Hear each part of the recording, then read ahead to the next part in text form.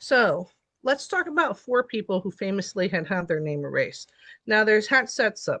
Hatshepsut, she famously was a female pharaoh that she was the co-regent of Thutmose, and she possibly was the one who approved, which I'll show you later in this conversation.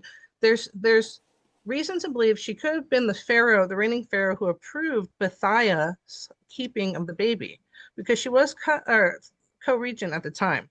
And even so much it said that she used to wear a beard and appear as a Mm-hmm. man, Mm-hmm. because she wanted to not be seen as a queen or like the king's mommy.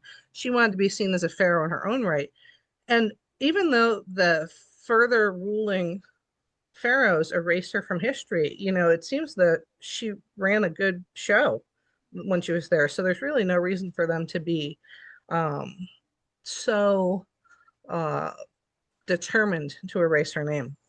Now, her name was chiseled off of walls, we know. I actually, as I've mentioned to you guys, I saw on the 5th, I went and I spoke with Zahi Hawass, Dr. Zahi Hawass, and he told me something that's not yet been, I guess, released to the public because I haven't heard it aside from directly from his mouth.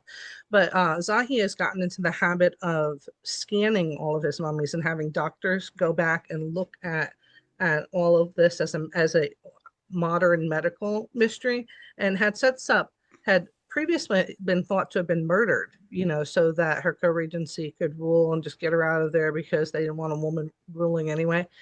And Zahi is adamant that she had cancer and that she died from it. She succumbed to cancer. That hasn't been released yet, but so she died under, in her own right and not because she was forced out, but they definitely erased her name. So that's one person that they got out of there. Then we have Akhenaten, who is King Tut's father. Now, King Tut was actually born King Tutankhaten because Aten famously just fell in love with and only wanted to be monotheistic to the sun god Aten.